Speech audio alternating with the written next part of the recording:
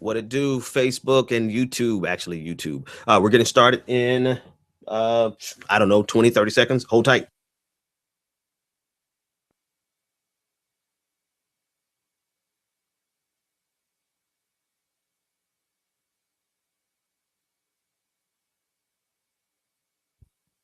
And here we go. It's the Benjamin Dixon Show. Your mission, should you choose to accept it, is not merely peace in our time, but peace in all time. I have no fear whatsoever of anybody or anything. Did you think no one was watching?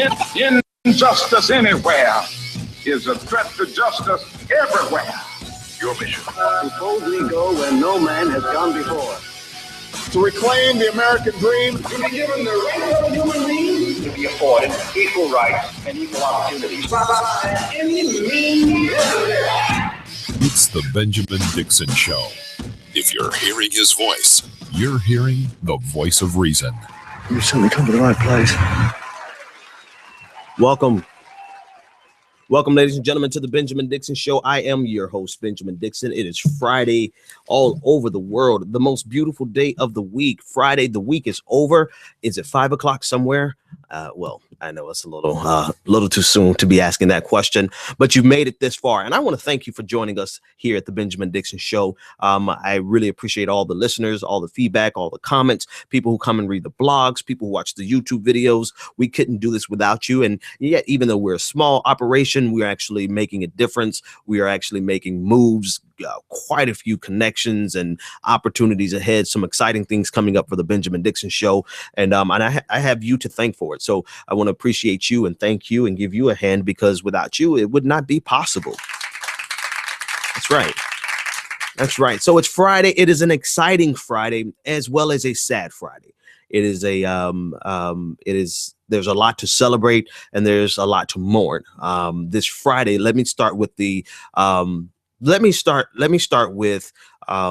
fact that today they are laying to rest the Honorable Reverend Clementa Pinckney.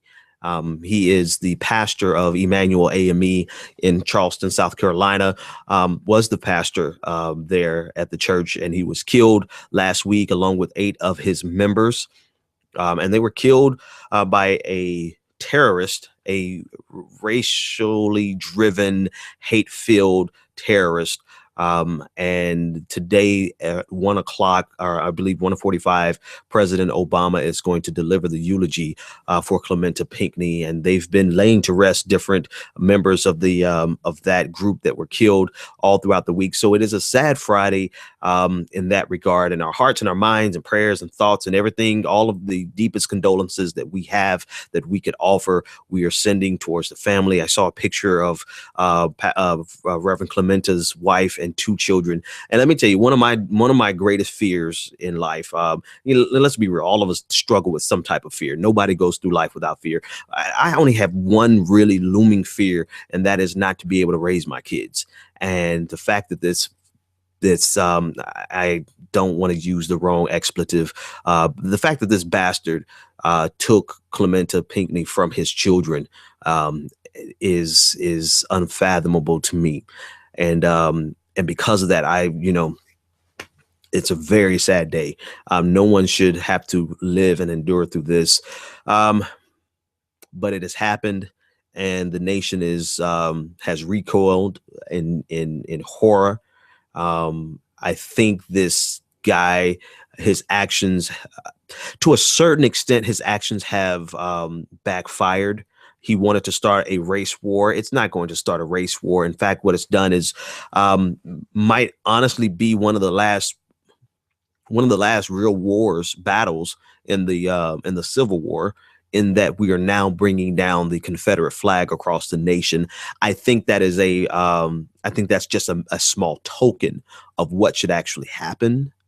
Those 9 people didn't die just to take down a flag. So much more needs to take place. So much more needs to happen. And we need to be sure that we don't allow them to pacify us with with just that flag coming down. I think the flag is significant. I think the fact that it's finally coming down signifies the last battle in the Civil War. It should have been down. It should never have been up. But it's so much more needs to happen. So much more needs to take place. And so this Friday, as they get ready to lay to rest, Reverend Clementa Pinckney and President Obama delivers the eulogy. We want to keep that in mind, that just because the Southern governors have acquiesced and taken down these flags, that is not sufficient. We're not satisfied. Much more has to be done. So in that regard, it is a very sad Friday, and my heart really goes out to those kids, to that, to the mother. And you know what? In a strange way, I know this sounds strange because he's dead and gone, but my heart goes out to him because he won't be here. He won't be here to raise his children. And that right there bothers me the most, is that, people talk about, there's a lot of bullshit out there about Black fathers not raising their kids. There's a lot of people who run around, conservative media, even some Black people even feed that lie. But let me tell you something.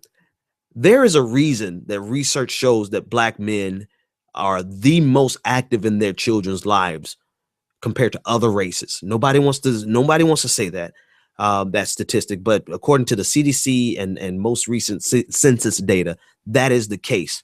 There is a reason, and that's because I don't even have the words to describe what that reason is, but we love our children and our families, and we care for them. We're like a hen brooding over her nest. That's how we love our children. And the fact that Reverend Clementa Pinckney is not going to be here to raise his kids because racism, that breaks my heart today. And so as they lay him to rest, I think about him. I know it's going to be difficult for his children, but he's not there. He doesn't get to take them to daddy-daughter dances. He doesn't get to take them on daddy-daughter dates. He doesn't get to see them off to prom. He doesn't get to see them get married. He doesn't get to do all these things. And so we mourn today. And I think the impact, I think politically we let a lot of things distract us. But the real impact is that there are 9 people who are no longer here. Their stories are over. Their legacy is not gone, but their stories have come to an end because racism is such a malignant cancer in our country that this kid who was too young to be a part of any of the things that he identified with, but he found a festering, lingering vestige of racism, and he latched onto it, and it fed him. It fed him, and it breeded him, and it groomed him. That's the word. It groomed him into becoming a psychopath. It unleashed the psychopath that was in him. And then he was able to get a gun and go do what he did. I just want, before I move on to the things that we have to celebrate, I wanted to pause and give proper deference and reflect on the lives that were lost, why they were taken from us, and what needs to be done next. What needs to be done next is that we need to stamp out every iota. And I know this may be a tall order, and I know this may not even be possible, but damn it, we need to try. Every inkling vestige of racism and white supremacy in America, it has to come down.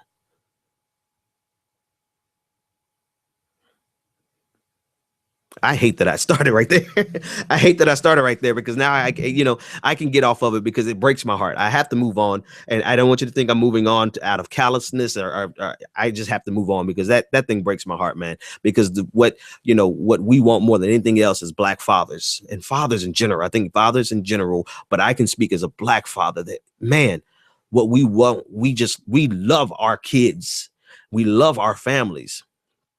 And anyone who says anything to the contrary, they're going against the actual statistical data that shows that black men take care of their kids. And now we've taken it. We've let a racist terrorist get a hold of a gun, and a weapon on top of bigotry leads to this. All right. With that being said, now we do have some things to celebrate. And I gotta shake this loose. Let me play this. It's Freedom Friday. Let me do that. It's Freedom Friday. It's Friday night. It's Friday. You ain't got no job, and you ain't got shit to do. All right. Man, that thing got a hold of me real quick. I'm sorry. That thing just really, really broke my heart. But moving on, I have to move on because anyways, you already heard it in my voice. I'm not super macho man. I'm not. I have a heart. Unlike some people in media that are completely, utterly heartless and soulless. I won't name any names. Bill O'Reilly. I'm going to get to Bill O'Reilly at the end of the show because I have a few special words for Bill O'Reilly. But I wanted something that I missed on Wednesday that is very important to me, and I think it should be important to you. The fact that Columbia University has divested from all for-profit prisons. Now, I'm just going to give this as a soundbite and move on to the next thing, because I really want to talk about the Affordable Care Act surviving Obamacare. The Supreme Court is coming down with marriage equality today. So many things that are happening. But I missed this on Wednesday because of everything else that was going on. But Columbia University has divested from for-profit prisons. Let me tell you one thing that if I am a social justice warrior for anything, it is the fact that prisons should not be in the hands of for-profit corporations. The ability to take freedom from a citizen because of a crime should only rest in the hands of the state. And the responsibility of the state should include housing those prisoners. And so once we relinquish and abdicate that function over to a business, to a for-profit business, then we see incidents like in Pennsylvania where two judges were selling prisoners to prisons. They were selling convictions to prisons, and not for adults, for juveniles, right? So there was these judges have been since convicted and sentenced to prison themselves. But anytime you enter a profit motive into something, then by necessity, that means that they have to fill up those prisons. They have a vested interest in filling those prisons. And so it's a great thing that Columbia University is now divesting from it. And we call on every single university across the nation to do the same. Get out of the business of prisons. Get out of the for-profit. Prisons should not be a business. It should be handled by the government and the government only. Because if you think that we are overpopulated and we're over incarcerating here in the United States, once we move fully over to the privatization of prisons, then you have not seen anything yet, because they would have a vested interest in making sure that those beds and those prisons are filled. So kudos to Columbia University and the student protesters, the student activists that made that happen. All right, now to the stuff that I really wanted to talk about today, which is wait. Hang on. One more thing, one more bit of news, and then I'll get to my bully pulpit. Congress has left for the 4th of July holiday. This is a week before everyone else in the United States even gets a day off. Congress what have they done? Can we just get a unanimous bipartisan consensus across the interwebs? Can we not agree that Congress is the biggest waste of money and the biggest waste of political power in the United States of America? They are on vacation yet again. What have they done? What have they done to deserve almost $200,000 a year, lifelong benefits, and about 150 vacation days a year? Not to mention the fact that they don't actually have to show up to a vote. They can always just go home and just do whatever they want to do. You know what? If anything should happen, if anything that we all can agree on, it should be this, that Congress needs term limits, and we need to make that happen somehow. And their pay, I was a teacher, and they used to make the teachers' pay in Florida. There was a big argument over whether we were going to make teacher salary based on teacher performance. Politicians' salaries should be based on their performance. Bottom line, hands down, there's no reason that these guys should get paid more money. They're in the top 1% of income earners in the United States, right? Most Americans don't make over $100,000 a year. And I believe that most congressmen are at this point are about $160,000, maybe $170,000 a year. They are at the top 1% of the income bracket, yet they do absolutely nothing. I think we can get Tea Party conservatives, who I think are, the only thing worse than Tea Party conservatives is the devil. But I think we can get them to agree on that. And I think people on the far left are crazies, because the people on the left, we have some crazies too. I think we can all agree that needs to take place sooner rather than later. Okay, now, here's the good news. This has been one hell of a bad week for conservatism. And you know what? That means it's been a good week for everybody else. First, they have to take down the flags all across the country. It's not over yet, but it's going to happen. Second of all, they have tried tooth and nail to bring down the Affordable Care Act, to destroy Obamacare, not because they don't believe in the legislation, mind you. They absolutely believe in the legislation because they are part of the authors of the legislation. The precursor, Obamacare, is actually a Republican piece of legislation. Now, if you want to talk about some jujitsu art of war stuff, then maybe Republicans actually won because we're not going to get Medicare for all. Okay. I think that maybe that could be a possibility, but I don't think that they are that long game. I don't think that they're that smart. I mean, they have put all of their public capital, all of their political capital in bringing down Obamacare, right? They would rather have destroyed their own brainchild than to allow President Obama to have this victory and for him to have this legacy. Quite frankly, they wanted to destroy his legacy more than anything else. And so they fought tooth and nail over the last 5 years. They've done everything they could. They brought lawsuits. This is the second legal challenge. They have voted to overturn it for the last 50 times.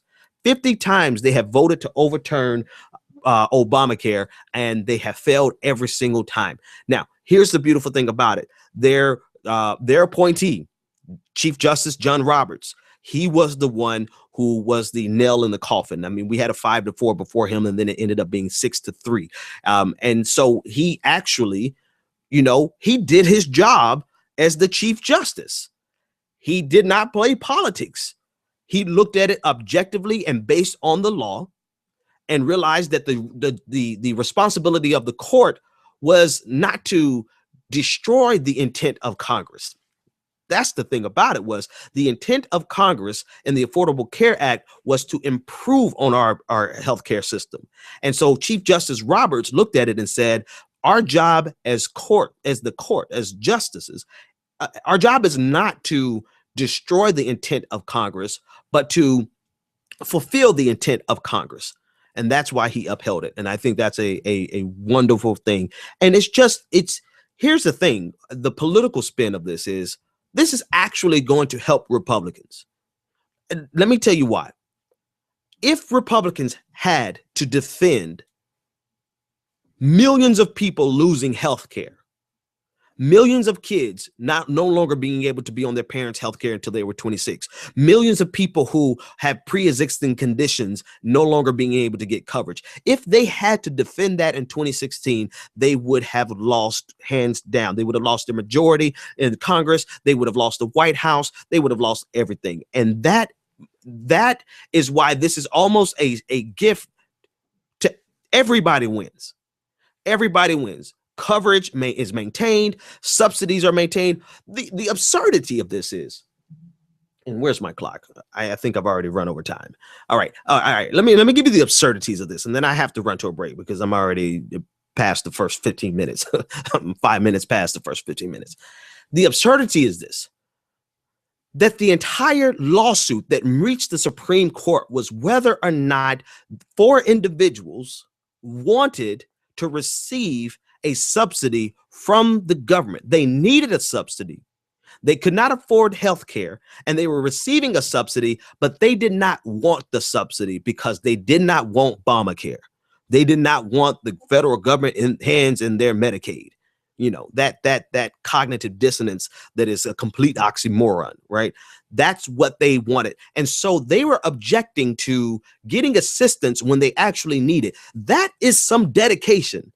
That is dedication to the point where you are willing to say, I would rather be sick and not be able to get coverage than to accept coverage from Obamacare.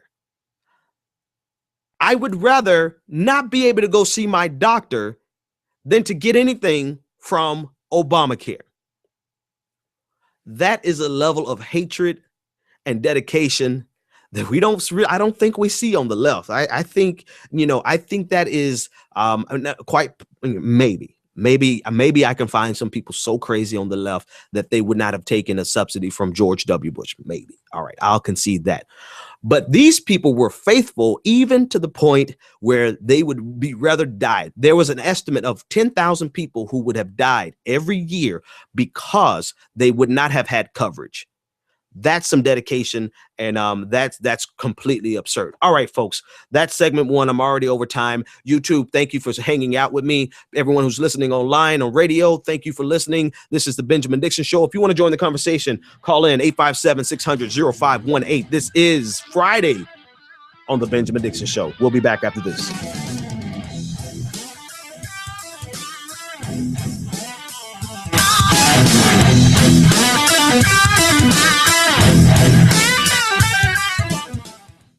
When you're ready to lose weight, why count, track, and worry over every meal? Jenny Craig makes it simple. Just walk into a neighborhood Jenny Craig center or give us a call. You'll meet your dedicated personal consultant who helps you reach your goals. Together, you'll pick out delicious Jenny Craig foods that you'll love and design a menu that fits your life. And the best part is that you can get started losing weight right away. Don't wait any longer to take advantage of our best offer ever. Call 1-800-JENNY20 or visit jennycraig.com. This is the sound of salmonella gyrating on your undercooked chicken. And it looks like Mom might be taking it out a little early. Don't let salmonella get funky with your chicken. On average, 1 in 6 Americans will get a foodborne illness this year. So use a thermometer to cook each type of meat to the right temperature. Keep your family safe at foodsafety.gov. Brought to you by the USDA, HHS, and the Ad Council. On the next episode of Recipes for Disaster. I'm making beef sliders for my friend Sandy. Nana taught me to always pull meat off the grill early so it's extra juicy. Use a food thermometer to ensure ground beef is 160 degrees, or you could make people really sick. Sandy didn't think twice about the slider she ate until yoga class, when a nasty case of food poisoning turned her downward-facing dog into upward-moving lunch. Watch Recipes for Disaster at foodsafety.gov and learn the steps Maria unwittingly leaves out. Brought to you by the USDA, HHS, and the Ad Council.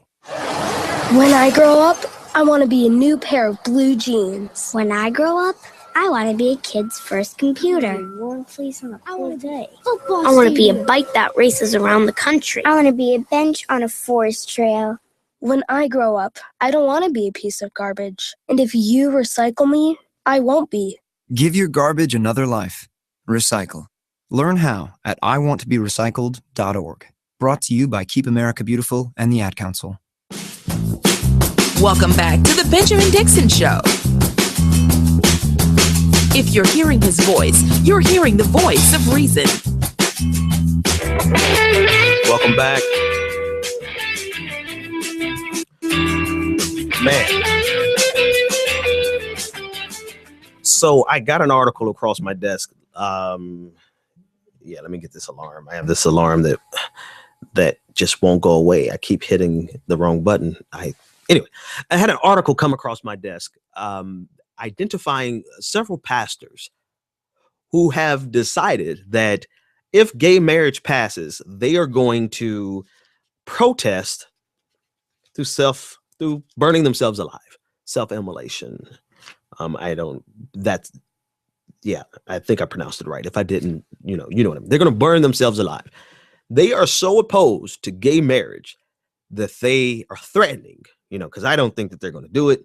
I think it'll be a sight to see that they are threatening to burn themselves alive in protest.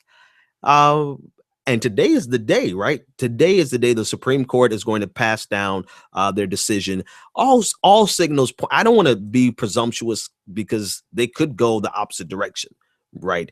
But I think all indicators are pointing to the fact that gay marriage is going to become a reality in the United States of America. And you know what? I think that's a good thing for America. And I think that's a good thing for people who disagree with gay marriage. I know that's kind of nuanced and complex, and most people won't understand what I'm saying. I've written several articles about it. I can explain it on air, but I just don't want to take so much time. The fact of the matter is that if you don't agree with gay marriage, it's not just a matter of saying don't get gay married, right? It makes, if you don't want to get gay married, don't get gay married, right? That's part of it. But the nuanced thing is this. The very reason you are free to not agree with gay marriage, the very reason you are free to believe whatever the Bible, whatever your religion tells you to believe, the very reason you are free to preach on Sunday mornings that homosexuality is a sin and that they're all going to hell, and people who wear dresses are going to hell, and guys who put earrings in their ears, all those things that you preach on Sunday morning, the very reason you're free to do that, and the reason no one has stopped you, is because Constitution, right? The Constitution. That's why. And the bad news for you, though, the disappointing news, it's not bad news, it's just disappointing news. The disappointing news for you, though, is that the same liberties and freedoms and space to exist that you get by virtue of the Constitution, that's going to be extended to every other American, every other ideology, every other religion, every other orientation.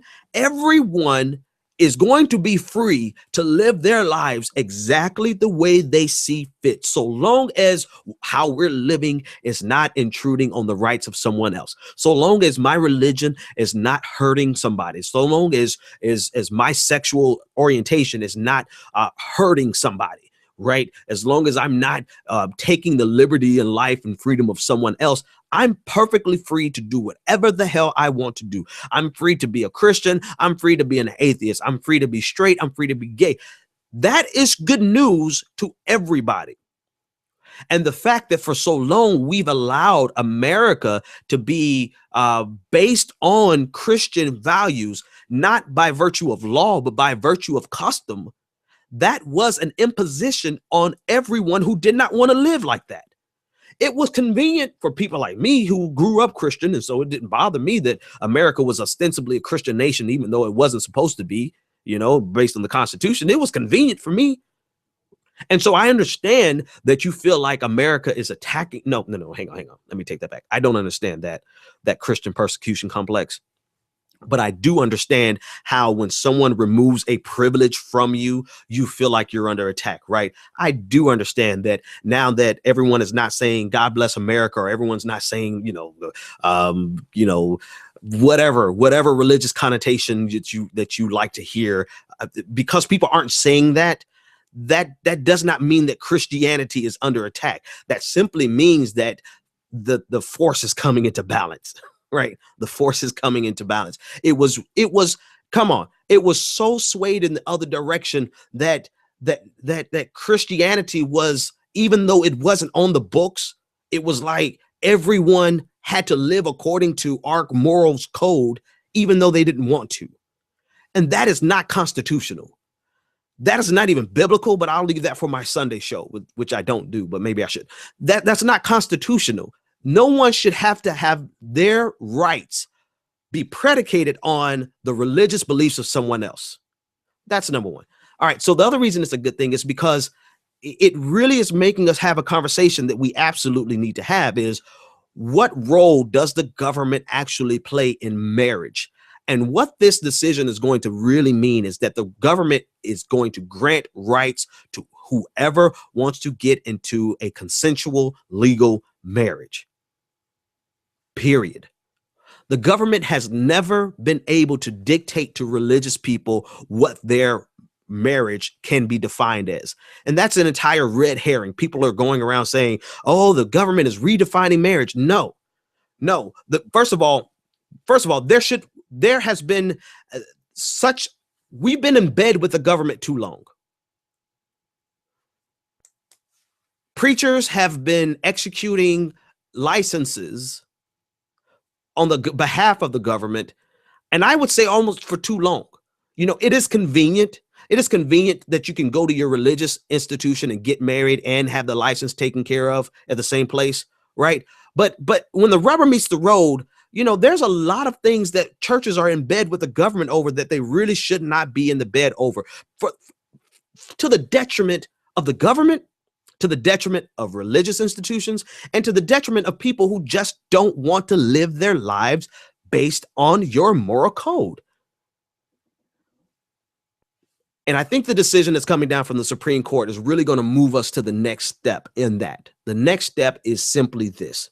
No one has the right to dictate what is traditional, normal, or acceptable to anyone else, as long as what they're doing is not breaking a law, is not infringing on the rights of someone else, is not putting the life of children in danger. No one is going to come into your church and tell you what your marriage can be defined as. And likewise, you cannot come out of your church and dictate to John and Jerry what their marriage can be defined as. It's a win-win situation. But you have these preachers who obviously have the flair for the dramatic, who are threatening to burn themselves alive over gay marriage. Here's the thing about that. Besides the fact that they would be killing themselves for absolutely nothing, besides the fact that it would almost I'm sorry, I'm a slightly twisted and just a tad bit deranged. That would be kind of funny to me that these preachers are so committed to controlling the lives of people who don't want their lives controlled by them. Because that's what it boils down to. It boils down to religious people trying to force other people not to be able to get secular rights, not religious rights, but secular rights. The right to go visit each other in the hospital, the right to do tax returns together, the right to leave an inheritance to each, those types of things, simple, basic rights. These preachers are so committed to controlling the lives of other people that now that they no longer can, they want to kill themselves. Well, hey, I'll bring the marshmallows. Where's the cookout at? Let's have at it. But here's my concern. This is where it no longer is funny, right? It's funny if they do it to themselves because they're asinine. But it's no longer funny because preachers have quite a bit of influence over their congregants. And congregants tend to be more dedicated and more faithful than preachers sometimes. And so what I'm saying is that all of this rhetoric that they're running around talking about burning themselves alive over gay marriage, somebody in their congregation might actually do that. And one of their congregants actually does this, and that preacher does not, I think there should be not only a place in hell for that preacher, but I also think there should be a prison cell waiting for him, because anyone who is going to talk up homophobia so much that they're going to cause their congregation, somebody in their congregation, to actually kill themselves over gay marriage, that person needs not lead anybody, and they also need to be in jail. So that's the only real serious concern. Otherwise, preacher, if you want to burn yourself, name the time and the place. I'll be sure to bring my camera, and I will blur it out and post it on YouTube and get a couple of million views, because I think the fact that you are so obsessed with controlling other people's lives that you can't take a step back and realize this: nobody is taking anything from you. Nobody is changing your religious definition of marriage. You will not have to perform a gay wedding if you do not believe in gay marriage. You are free to live your life exactly the way you lived it before this law came down, before this ruling comes down. The only difference is that now you don't have the right to impose your moral values and your religious code on someone who does not want to live that way. And I think any rational, reasonable person sees that as that's the way it should have always been. We should never have had a time in America, but it is what it was. There was a time where the only thing that was acceptable in our culture, and by virtue of being acceptable in our culture, it trickled into our legal system. The only thing that was acceptable at one time were things that were based on Christian values. That is no longer the case. And I think that's a good thing, not only for people who don't want to live their lives as Christians, but it's also a good thing for those who do want to live their lives for Christians, because that tells us that, you know what, everyone live and let live. Can I make it simple? Live and let live. I'm not going to bother you. You don't bother me. I'm not going to question your faith. You don't question my faith. And then we can all just go on about our business and enjoy the freedoms that you ostensibly love in the Constitution. But no, these preachers have to go, they have to go one step further and say, we're so committed to opposing gay marriage that we're going to kill ourselves. Well, Reverend, just make sure that you do, because if one of your members do it and you don't, you can't let your members outdo you. Make sure you go all the way, because if you are intentionally deceiving your congregation, then maybe you'll be doing a service to society. And they think they're going to go down as martyrs, but the truth of the matter is they're going to be remembered as Jim Jones and the Applewhite guy, the guy who led all of his people to the spaceship suicides. That's what we're going to remember you as. So anyways, that's my spiel. So that decision is coming down today. So it's an exciting day. And I think it's a win-win. I think anyone who's reasonable and rational can honestly say, I was in a barbershop, man, my barbershop. I go get, I don't have one right now. I need one right now. But I was talking to my barber and he was like, and he's a religious guy. He's a religious guy. And he actually said it much more eloquently than I could. And this is going to be a religious perspective on it. And I think it's reasonable. He said, you know what? He said, I live my life the way I live my life, but the Bible tells me to render unto Caesar what is Caesar. So he says that I have a responsibility to live my life the way that the Bible tells me to. And part of that says that we are subject to this government. And that there are going to be things that the government says that we need to acknowledge and recognize and honor.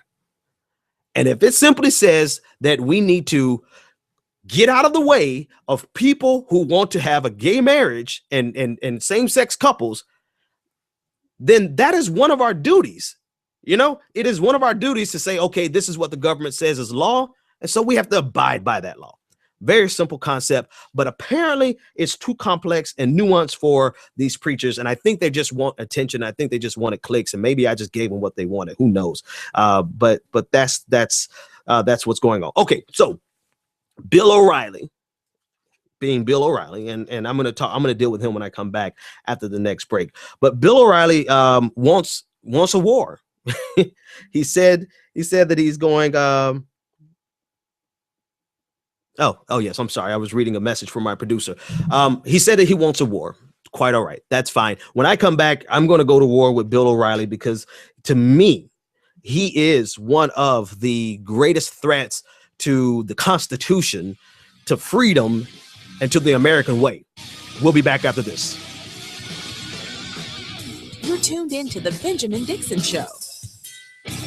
Join the conversation, 857-600-0518. Looking for the right business opportunity? Need the right product, the right marketing plan, and the absolute best training in the world? Well, look no further. The Elite Team.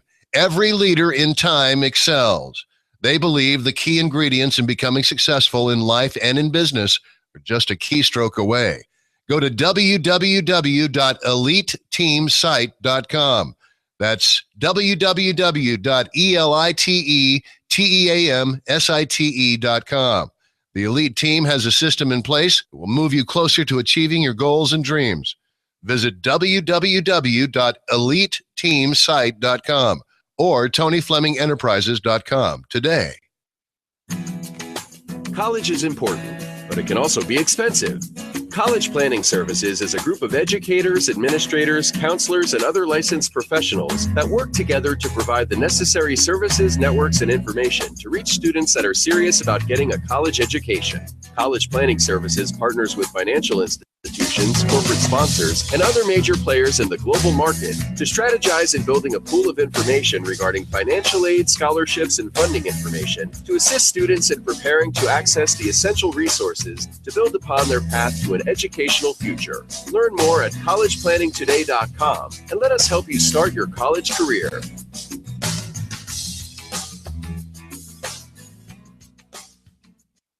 Do you want to take your business to the next level?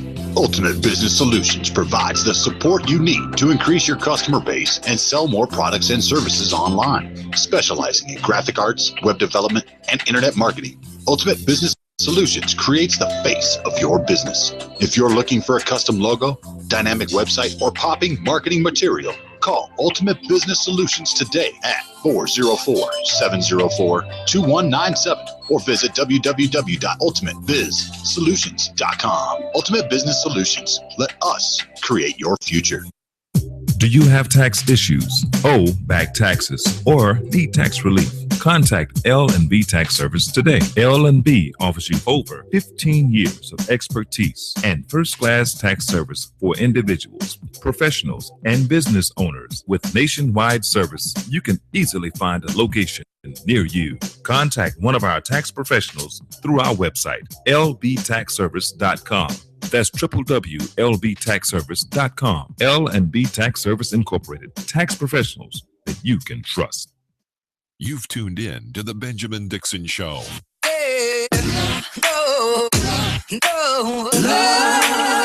right. All right, folks. Welcome back to the Benjamin Dixon Show. And this is the last segment of the day. You know, the week goes by kind of quickly, and I only get you on Monday, Wednesday, and Friday. I think I might start extending it to 5 days a week, just because I like talking with you. Because it's cathartic, right? It's actually therapeutic, rather. It's therapeutic for me because, you know, imagine sitting around with all this shit in your head all day long and not having anyone to talk to. That would drive you crazy. But in other news, so Bill O'Reilly wants to go to war. And he's declaring war. You know, Bill O'Reilly thinks he's tough, man. He's like this, you know, don't get me wrong, he's like a tall dude. I think he's like 6'5", 6'6", and you know, so he has this hulking posture that he takes, and he gets loud and he rants. But Bill O'Reilly is soft as pancakes, man. Soft as pancakes. He's a glamour boy. You know, he's catered to all the time. And so he likes to talk tough, and he pretends, he gives this facade that so many angry white people can rally behind. And then there's some black people, don't get me wrong, there's some black people who run behind him and some Asian people, but predominantly his audience is overwhelmingly angry white people. And so he likes to feed them incessantly, feeds them, I would say, racism light, you know, like diet racism, you know, the 0-calorie version of racism. It's the kind of stuff that he feeds them. And it's not just race. I mean, he feeds them that with Islamophobia. He feeds them that. And this is Fox News in general, but we're talking about Bill O'Reilly. You know, Islamophobia, xenophobia, homophobia. He feeds all of them this, the light version, the type that can go without people really realizing what it is if they don't have a nuanced mind, right? If they are stuck on simple and all they see is the type of people who don't see any racism in the Confederate flag, but they see racism in President Obama using the N-word to actually expose racism. Those are the type of people who can listen to Bill O'Reilly and not ever think that they're being exposed to racism and sexism and homophobia, right? And Islamophobia, because they are full bigot. They're full-throated bigot over at Fox News. There's no, I mean, they're not just against black people. I mean, they're against gay people. They're against anything that is not what Bill O'Reilly said. Hang on. He said it himself. America is run by white Christian men. Right. So anyone who is not a white Christian man, and I will say a heterosexual man, Fox News is completely against. Completely against. I mean, they have an agenda that is dead set on maintaining the status quo.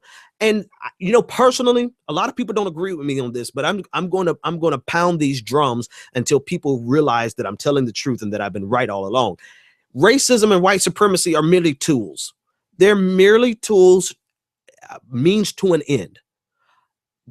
Racism and white supremacy is how they get the poor white people, who are just as much a victim of this economic system as poor black people. It just disproportionately affects black people, right? Statistically, the numbers are against us African Americans. But racism is how they get poor white people to think that poor black people are the problem, when in actuality, it's the economic system and the manner in which we play capitalism that is ultimately the problem. But how do you distract for hundreds of years? We're not talking about a month-long distraction. We're not talking about a year, 10 years. We're talking about hundreds of years of distraction, the entire lives of generations gone. How do you distract them from realizing that the reason they don't have jobs is not because of the immigrant that crossed the border, but it's because of the jobs that were shipped overseas because capitalism? How do you distract them? Well, you feed them red meat racism, and you make them feel as though the people in the hood are worse than the people in the trailer parks, and that I might be in the trailer park, I might be on food stamps, but damn it, I'm not a black welfare queen.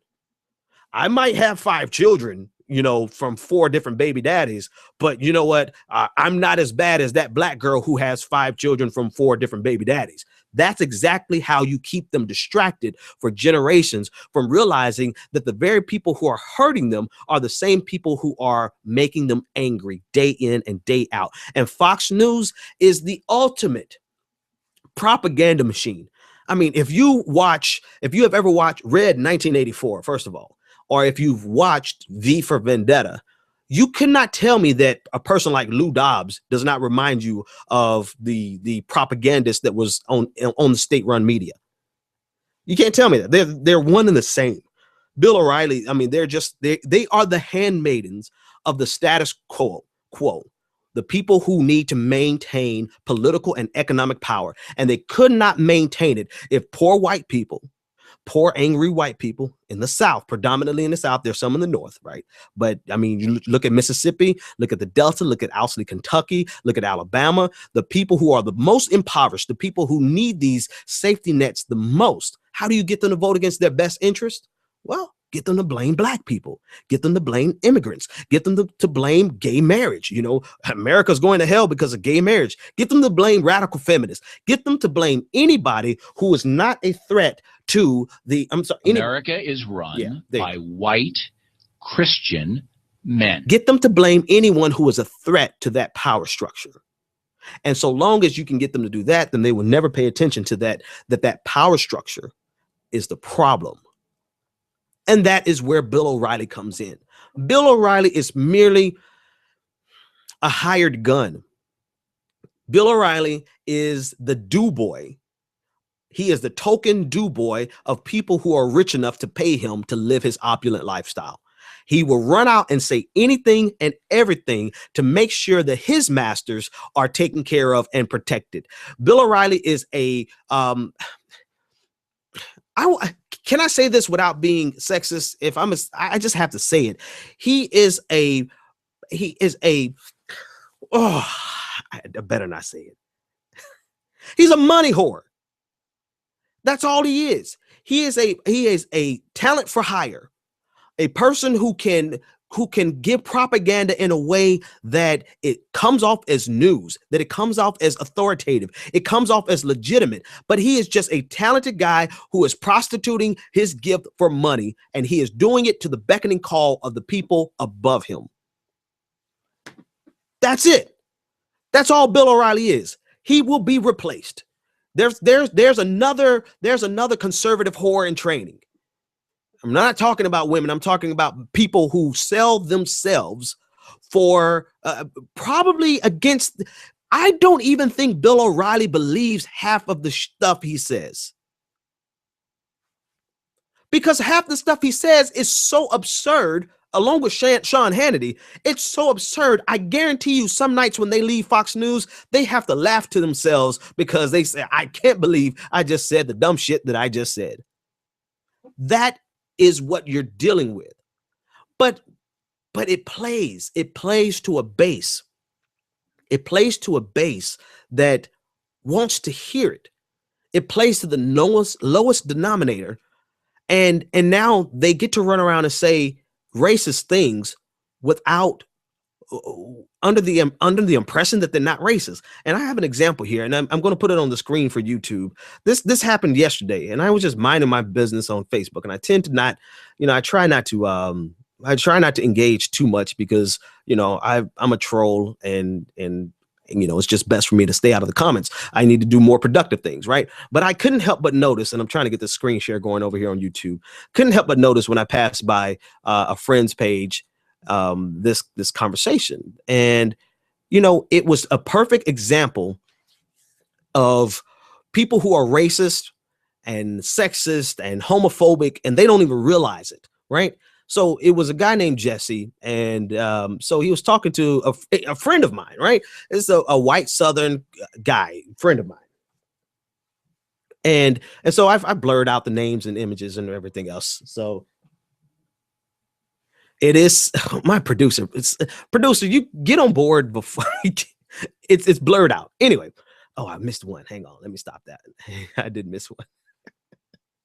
Anyway, I'll give you the gist of it. The gist of it is this.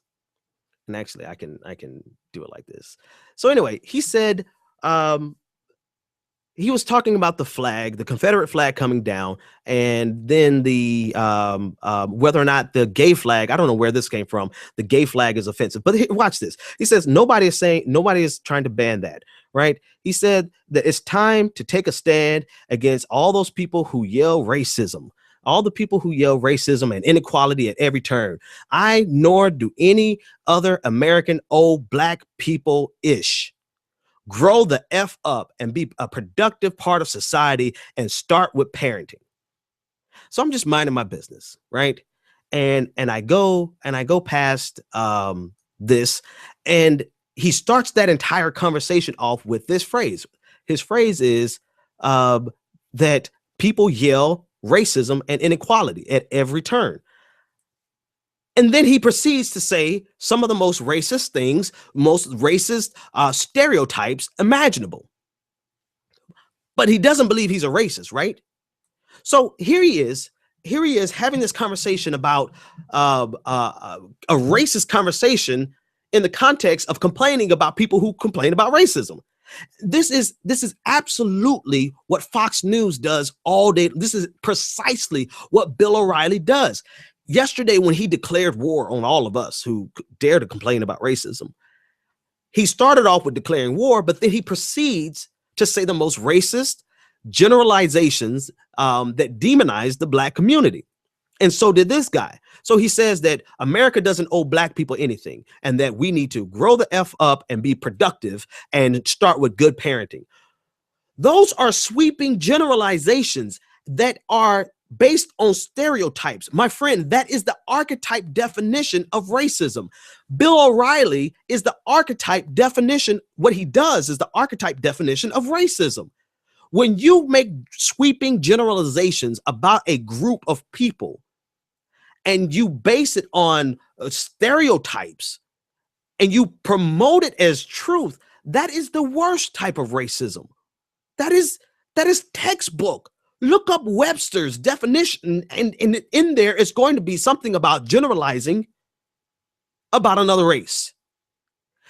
And they do this incessantly. They do this consistently, day in and day out. And they don't just do it with regard to race. They do it with regard to people who are not Christian. They do it with regard to feminists. They do it with regard to gay marriage. They do it with regard to anyone that poses a threat to the power structure that Bill O'Reilly himself defined, which is white Christian men.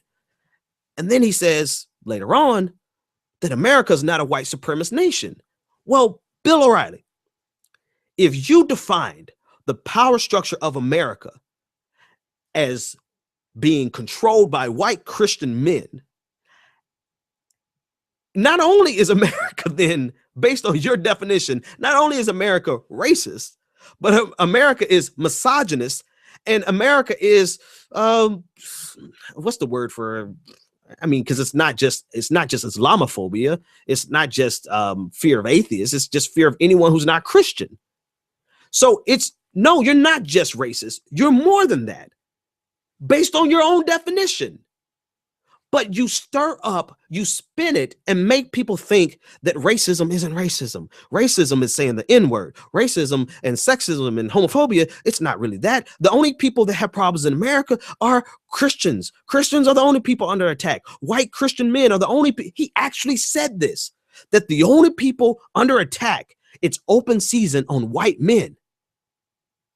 And this is why you have a group of people who honestly believe that there is more of an attack on Christmas than there is on black people. They think there's more of an attack on Christmas than there is an attack on the liberties of gay couples. They think that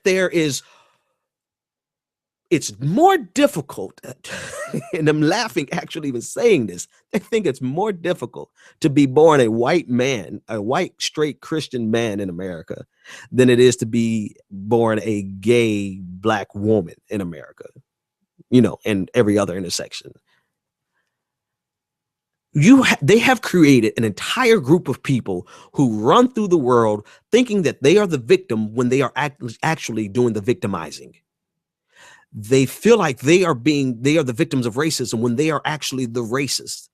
And it is the most magnificent propagandistic tool that I have seen in my adult life, because it is so efficacious. It is so effective. Let me just use simple language. It is so effective that people can in one breath say, I'm not a racist, and then in the immediate next breath say the most racist things they could possibly come up with, and dare you to challenge them on it.